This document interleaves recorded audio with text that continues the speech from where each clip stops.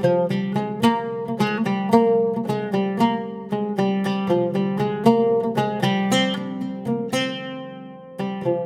இன்னைக்கு ரொம்ப டேஸ்டியான ஒரு ரிச்சான பிரேக்ஃபாஸ்ட் காம்போ தான் எப்படி பண்ணுறதுன்னு பார்க்க போகிறோம். பூரி அது கூட வச்சு சாப்பிட்றதுக்கு சிக்கன் கிரேவி, இது ரெண்டும் தான் எப்படி செய்கிறதுன்னு பார்க்க போகிறோம். இது ரெண்டுமே ரொம்பவே டேஸ்டியாக இருக்கும். ஸோ கண்டிப்பாக ட்ரை பண்ணி பாருங்கள். ஹாய் ஃப்ரெண்ட்ஸ், வணக்கம். என் பேர் Abi. Welcome to Indian recipes Tamil. வீடியோக்குள்ள போகிறதுக்கு முன்னாடி நம்ம சேனல் இந்தியன் ரெசிபீஸ் தமிழை சப்ஸ்கிரைப் பண்ணிக்கோங்க. கூடவே இருக்க பெல் சிம்பிளையும் கிளிக் பண்ணிக்கோங்க.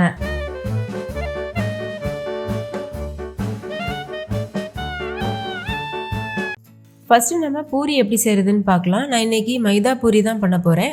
அதுக்கு ஒரு மிக்சிங் பவுலில் 3 கப் அளவு மைதா மாவு எடுத்துக்கோங்க. இது கூடவே தேவையான அளவு உப்பு சேர்த்துக்கோங்க.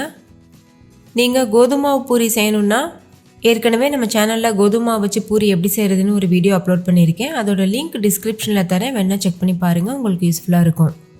இது கூடவே 2 டேபிள் ஸ்பூன் ரவை சேர்த்துக்கோங்க. இது உப்புமா ரவை தான். கூடவே 2 டேபிள் ஸ்பூன் எண்ணெய் சேர்த்துக்கோங்க. நான் ரீஃபைண்ட் ஆயில் யூஸ் பண்ணியிருக்கேன். இப்போ இது எல்லாத்தையும் சேர்த்து நல்லா ஒரு டைம் மிக்ஸ் பண்ணிக்கோங்க. இப்போ இதில் தேவையான அளவு தண்ணி சேர்த்துட்டு பூரி மாவு பக்குவத்துக்கு பிசைஞ்சு எடுத்துக்கோங்க. பூரி மாவு பொதுவாக கெட்டியாக தான் இருக்கணும், சப்பாத்தி மாவு அளவுக்கு சாஃப்டாக இருக்கக்கூடாது. அப்போ தான் பூரி நல்லா பொங்கி உப்பி வரும்.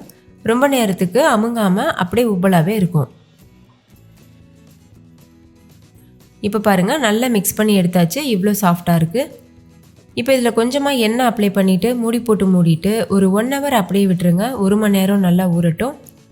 அப்போ மாவு நல்லா செட் ஆகிட்டு வரும். இப்போ 1 மணி நேரம் மாவு நல்லா ஊறிருக்கு. இப்போ இதுலேருந்து சின்ன சின்ன உருண்டைகளாக உருட்டி தனியாக வச்சுருங்க. சப்பாத்திக்கு போல் பெரிய உருண்டை எடுக்கக்கூடாது, இந்த சைஸில் சின்னதாக இருந்தால் ஓகே. இந்த மாதிரி நல்லா உருட்டிட்டு இப்போ இதை பூரி ஷேப்க்கு திரட்டிடலாம். அதுக்கு ஒரு பூரி கட்டை எடுத்துக்கோங்க. அதில் கொஞ்சமாக மைதா மாவு தூவிட்டு நம்ம எடுத்து வச்சுருக்க மாவையும் வச்சுட்டு அதுக்கு மேலே கொஞ்சமாக மாவு தூவிட்டு இதை திரட்டி எடுத்துடலாம். முடிஞ்ச அளவு ரவுண்ட் ஷேப்க்கு திரட்ட பாருங்கள். ரொம்ப மெல்லிசாகவும் இருக்கக்கூடாது, அதே சமயம் ரொம்ப தடிமனாகவும் இருக்கக்கூடாது, மீடியமான சைஸில் இருக்கணும். சப்பாத்தியை விட கொஞ்சம் தின்னாக இருந்தால் ஓகே.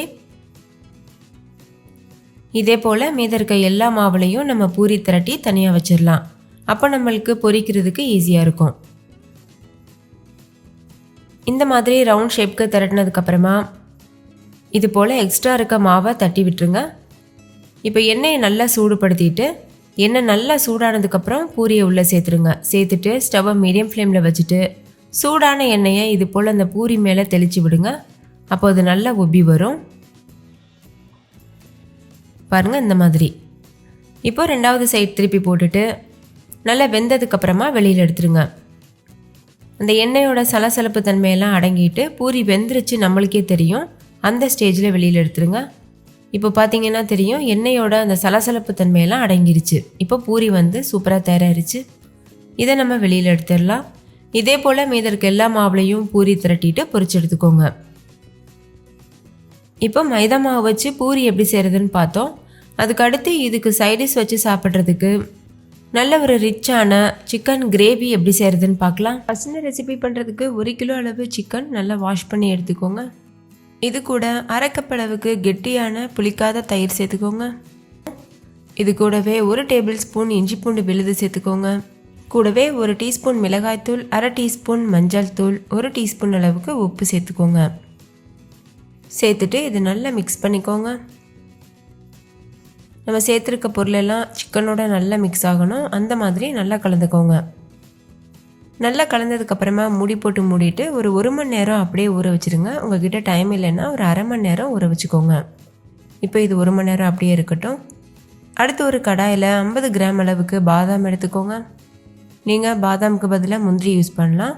2 டேபிள் ஸ்பூன் மல்லி, 4-5 ஏலக்காய், 2-3 கிராம்பு, 1 பட்டை, 4-5 வரமிளகாய் எடுத்துக்கோங்க. நான் காஷ்மீரி மிளகாய் எடுத்திருக்கேன், நீங்கள் நார்மல் மிளகாய் கூட யூஸ் பண்ணிக்கலாம். அடுத்து இது கூட 1 டீஸ்பூன் சோம்பு, 1/2 டீஸ்பூன் மிளகு, 1 டீஸ்பூன் சீரகம் எடுத்துக்கோங்க. இப்போ இந்த எல்லா பொருட்களையும் நம்ம வறுத்தெடுக்க போகிறோம். ட்ரை ரோஸ்ட்டு தான் பண்ணணும், எண்ணெய் எதுவும் சேர்க்கக்கூடாது. ஒரு 2 நிமிஷத்துக்கு லோ ஃப்ளேமில் வச்சு வறுத்தா போதும். லேசாக அந்த பொருட்களோட கலர் சேஞ்ச் ஆகிறது வரைக்கும் வறுத்துக்கோங்க. இப்போ லேசாக கலர் சேஞ்ச் ஆக ஆரம்பிச்சிருக்கு. இந்த ஸ்டேஜில் ஸ்டவ் ஆஃப் பண்ணிவிட்டு இது முழுமையாக ஆற வச்சுட்டு ஒரு மிக்ஸி ஜாரில் போட்டு ஃபைன் பவுடரை அரைச்சி எடுத்துக்கோங்க. இப்போ இந்த மசாலா பவுடர் தயாராகிருச்சு. இது ஒரு உரமாக இருக்கட்டும். அடுத்து ஒரு கடாயில் 3 டேபிள் ஸ்பூன் நெய் சேர்த்துக்கோங்க. நெய் நல்லா உருகினதுக்கப்புறமா 4 பெரிய சைஸ் வெங்காயத்தை நீள்வாக்கில் அரிஞ்சிட்டு சேர்த்துக்கோங்க. நம்ம இந்த ரெசிப்பியில் தக்காளி எதுவும் சேர்க்கல. இந்த ரெசிபிக்கு திக்னஸ் கொடுக்க போகிறது இந்த வெங்காயம் தான். அதனால் 4 சேர்த்துக்கோங்க. சேர்த்துட்டு இந்த வெங்காயத்தோட கலர் நல்ல கோல்டன் ப்ரௌன் கலர் வர வரைக்கும் நல்லா வறுத்துக்கோங்க. இப்போ பாருங்கள், கலர் நல்லா சேஞ்ச் ஆக ஆரம்பிச்சிருக்கு. இது இன்னுமே நல்லா முழுமையாக சேஞ்ச் ஆகணும். அது வரைக்கும் நல்லா வறுத்துக்கோங்க. அவ்வளோதான், கலர் நல்லா சேஞ்ச் ஆகியிருக்கு. இந்த ஸ்டேஜில் இந்த வெங்காயத்தை நெய்யிலிருந்து வெளியில் எடுத்துகிட்டு ஒரு மிக்ஸி ஜாருக்கு மாற்றிட்டு தேவையான அளவு தண்ணி சேர்த்து குறகுறப்பாக அரைச்சிக்கோங்க. ஃபைன் பேஸ்ட்டாக அரைக்க வேண்டாம். இதே நெய்யில் தான் நம்ம ரெசிபி செய்ய போகிறோம். அதனால் வெங்காயத்தை மட்டும் தனியாக எடுத்து மிக்ஸிக்கு மாற்றிக்கோங்க. இப்போ மிக்ஸிக்கு மாற்றியாச்சு. இது முழுமையாக ஆறட்டும். நல்லா ஆறினதுக்கப்புறமா தேவையான அளவு தண்ணி சேர்த்து இந்த அளவு கன்சிஸ்டன்சிக்கு அரைச்சிட்டு ஒரு ஓரமாக வச்சுருங்க.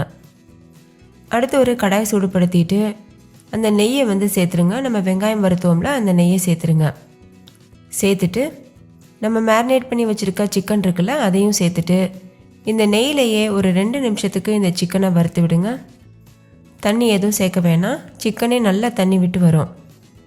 2 நிமிஷத்துக்கு அப்புறமா நம்ம ஏற்கனவே அரைச்சி வச்சுருக்க பவுடர் இருக்குல்ல, அதை சேர்த்துருங்க. சேர்த்துட்டு இது கூடவே நம்ம அரைச்சி வச்சுருக்க வெங்காயமும் சேர்த்துருங்க. இப்போ இது எல்லாத்தையும் சேர்த்து நல்லா கலந்துருங்க. நல்லா கலந்ததுக்கப்புறமா இது கூட அரை கப் அளவுக்கு காய்ச்சி ஆற வச்ச பால் சேர்த்துக்கோங்க. பொதுவாக இந்த ரெசிப்பியில் நார்மல் பால் தான் சேர்ப்பாங்க. உங்களுக்கு பால் சேர்க்க விருப்பம் இல்லைன்னா நீங்கள் தேங்காய் பால் கூட யூஸ் பண்ணிக்கலாம். பால் சேர்த்ததுக்கப்புறமா நல்லா மிக்ஸ் பண்ணிடுங்க. இந்த ஸ்டேஜில் உப்பு தேவைன்னா நீங்கள் கொஞ்சமாக சேர்த்து கலந்துக்கலாம். நல்லா கலந்ததுக்கப்புறமா மூடி போட்டு மூடிட்டு 20லேருந்து 25 நிமிஷம் வரைக்கும் வேக வச்சுக்கோங்க. இப்போ பாருங்கள், எண்ணெய் பிரிஞ்சு நல்லா வந்திருக்கு. சிக்கன் வெந்திருக்கான்னு செக் பண்ணி பாருங்கள். வேகலைன்னா இன்னும் ஒரு 10 நிமிஷத்துக்கு நீங்கள் வேக வச்சுக்கலாம். அவ்வளோதான், மணக்க ரொம்ப டேஸ்டியான முகலாய் சிக்கன் கறி சூப்பராக தயாராகிருச்சு. ஃபைனலாக இதில் கொஞ்சமாக கசூரி மேத்தி, அப்படி இல்லைன்னா கொத்தமல்லி இலை தூவிட்டு சர்வ் பண்ணிடுங்க. நீங்களும் கண்டிப்பாக இதே மெத்தடில் ட்ரை பண்ணி பாருங்கள். அவ்வளோதான், ரொம்ப டேஸ்டியான பூரி அது கூட சிக்கன் கிரேவி சர்வ் பண்ணியாச்சு. நீங்களும் கண்டிப்பாக இதே மெத்தடில் ட்ரை பண்ணி பாருங்கள். வீட்டில் இருக்க எல்லோரும் என்ஜாய் பண்ணி சாப்பிடுவாங்க. பொதுவாக நம்ம பூரி கூட பூரி கிழங்கு மசாலா இந்த மாதிரி வச்சு சர்வ் பண்ணியிருப்போம். ஆனால் இது போல் ரிச்சான சிக்கன் கிரேவி வச்சு சர்வ் பண்ணுங்கள். வீட்டில் இருக்க எல்லாரும் கேட்டு வாங்கி என்ஜாய் பண்ணி சாப்பிடுவாங்க. ஓகே ஃப்ரெண்ட்ஸ், இந்த பிரேக்ஃபாஸ்ட் காம்போ உங்களுக்கு ரொம்ப பிடிச்சிருக்கும்னு நம்புறேன். பிடிச்சிருந்தா லைக் பண்ணுங்கள், உங்கள் ஃப்ரெண்ட்ஸ் கூட ஷேர் பண்ணுங்கள். நீங்களும் வீட்டில் செஞ்சு பார்த்துட்டு டேஸ்ட் எப்படி இருந்ததுன்னு கமெண்ட்டில் சொல்லுங்கள். தேங்க்யூ, பாய்.